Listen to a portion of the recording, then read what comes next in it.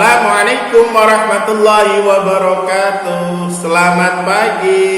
Salam semangat untuk anak-anakku kelas 1 SD Islam Al-Madinah. Puji syukur alhamdulillah kita dapat berjumpa lagi, tentunya masih di pelajaran yang sama, yaitu pelajaran fikih. Nah, anak-anakku, kita ini sudah memasuki pertemuan yang kelima dan kita sudah masuk ke bab berikutnya. Kalau kemarin kita sudah membahas tentang tata cara wudhu, nah sekarang kita masuk ke bab ke-6, yaitu tentang tata cara tayamum. Untuk itu, sebelum masuk ke pembahasan, mari kita buka dan awali pembelajaran di pagi hari ini dengan membaca basmalah bersama-sama. Bismillahirrahmanirrahim. Anak-anak, kita akan membahas tentang tayamum. Mungkin dari kalian sudah ada yang pernah melakukan tayamum. Maka di sini Pak Is akan membahas tentang apa toh itu tayamum, kalian supaya tahu. Oh, ternyata itu namanya tayamum toh. Mungkin kalian sudah melakukan tapi nggak tahu kalau namanya tayamum. Tayamum, anak-anak, secara bahasa berarti bermaksud atau menyengaja. Secara bahasa arti dari tayamum adalah bermaksud atau menyengaja untuk melakukan sesuatu.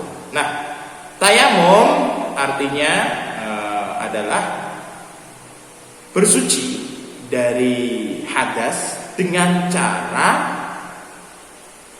mengusap sebagian anggota tubuh tertentu dengan debu yang suci dan bersih.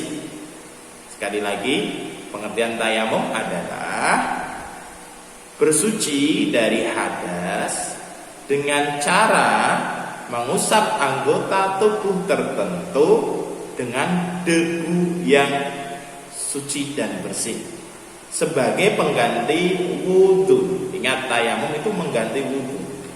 Kapan kita diperbolehkan tayamum? Tayamum itu diperbolehkan pertama kalau kita tidak ada air, sulit menemukan air, misalkan musim kemarau yang sangat panjang sehingga mengalami kekeringan, ya toh? Mau wudhu gak bisa, soalnya airnya sedikit, hanya cukup untuk minum. Atau misalkan ketika kita dalam keadaan tertentu, misalkan sakit, ya toh? Kemudian oleh dokter tidak diperkenankan tubuh kita terkena air terlebih dahulu. Nah, itu boleh tayamum. Atau misalkan ketika kita dalam keadaan darurat, misalkan sholat di dalam kendaraan, ya toh, misalkan di atas pesawat, ya toh, kalian naik pesawat, kemudian sudah masuk waktunya sholat, ya kalian bisa tayamum di situ. Nah, karena tidak memungkinkan kalian untuk berwudu, maka boleh tayamum. Nah, jadi tayamum itu tidak sembarangan bisa dilakukan, hanya dalam keadaan-keadaan tertentu. Apa saja tadi? Pertama, karena tidak ada air, ya toh, tidak ada air ini disebabkan kekeringan, ya toh. Kemudian yang kedua, karena kita sakit, ya toh, dan tidak diperkenankan untuk terkena air, ya toh. Kemudian dalam keadaan darurat, misalkan di dalam kendaraan pesawat, ya toh, mau sholat tidak bisa wudhu, ataupun keadaan tertentu, ya toh, kita sulit menemukan air, maka boleh tayamum. Ya, anak-anak, itu tadi tentang pengertian tayamum. Lalu, apa yang kita lakukan ketika tayamum?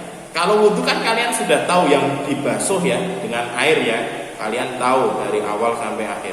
Kalau tayamum itu hanya 2 anggota tubuh yang diusap dengan debu. Ingat, debu yang dipakai adalah debu yang suci dan bersih, tidak boleh sembarangan, ya toh. Misalkan ngambil debu di dalam kamar mandi, ya itu kotor, atau ngambil debu di tengah jalan, nah itu kan kotor, tempat-tempat yang kotor nggak boleh.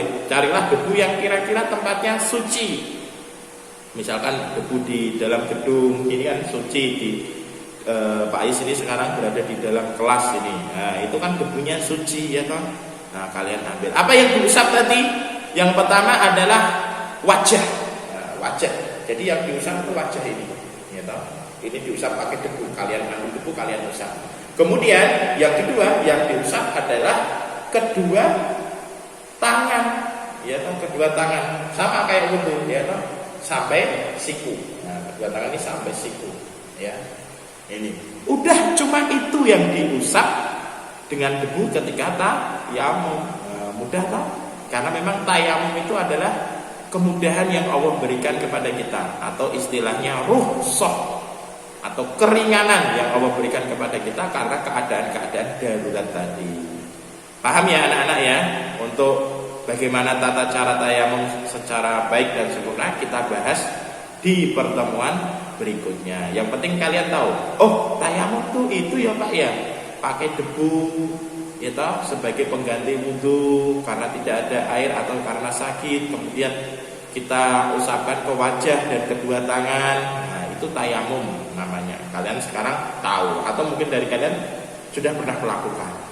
Nah, anak-anak, sebelum Pak Is akhiri, Pak Is ingatkan kembali dari kalian yang merasa belum mengumpulkan tugas untuk nilai keterampilan, yaitu praktek wudhu secara sempurna, ya toh, segera dikerjakan di video, kemudian kirimkan ke nomor WA-nya Pak Aziz ya. Jangan lupa kita tutup dengan membaca hamdalah bersama-sama. Alhamdulillahirabbil alamin. Wassalamualaikum warahmatullahi wabarakatuh. Sampai jumpa kembali anak-anakku kelas 1. Tetap semangat.